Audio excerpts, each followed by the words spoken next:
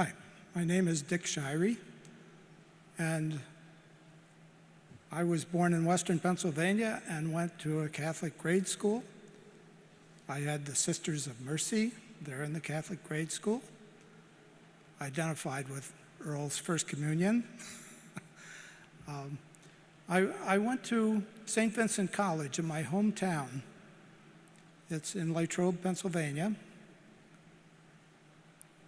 And in my junior year of that college experience, the news came into my philosophy classroom that John Kennedy had been shot and most likely would be killed, would be dead. And so he was. Many of you can remember where you were on that day that John Kennedy was assassinated. But one of the inspirations that came from John Kennedy was in his inaugural address, ask not what you can do for what your country can do for you, but what you can do for your country. And at that time, the Peace Corps was coming into being, and my sister was talking about joining the Peace Corps. So I thought, what a great idea. So I joined the Peace Corps after graduating from college, and I went to the Philippines. And little did I know, but the Philippines is a Christian country, had been Christian for almost 400 years, 350 years under the Spanish and 50 years of the American occupation there, and then independence. There was a little chapel down the boulevard from where I was set up with my Peace Corps experience to teach in a normal college. And that chapel had a thin veil because there were Carmelite sisters who had a little convent there. And I was going to daily Mass because it seemed like that's the way I was fed. That was my Eucharist. And after a few months, the sisters asked me through an intermediary if they could give me breakfast. And I said, sure. And they gave me a wonderful breakfast. The intermediary was a Filipino Jesuit whose name was Oscar Millar. And Father Oscar, actually, I find out, spent some time here at Orisville, which is really kind of an amazing coincidence.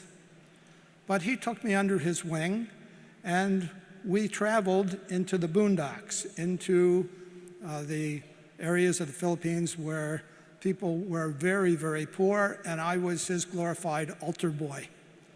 And so I started to really identify with the Philippine people, especially the poor. Then we visited a pineapple plantation. This is my prop, pineapple. And the pineapple plantation was the Dole Pineapple Plantation in Cotabato of southern Mindanao in the Philippines.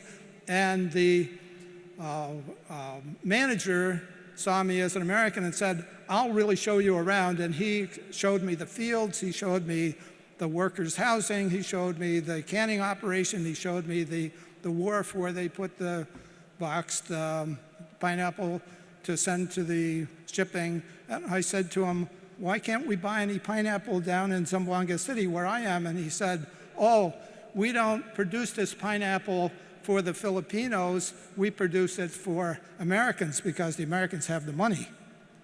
This pineapple goes to Chicago and New York. And I thought, oh, my. And then I said to him, I just have one more question for you. And that question is, why are you wearing a gun? And he said, well, you know, every once in a while, you have to show the natives who's boss. And that was transformative for me because my heart just started to burn.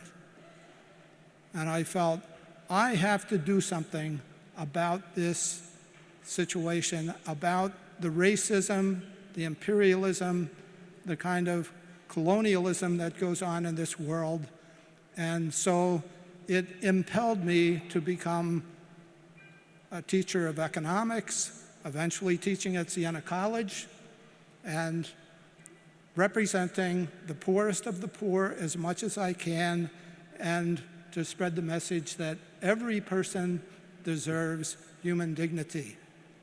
We are one body, we are one bread, we are one Eucharist. We can't separate ourselves in any way. Thank you.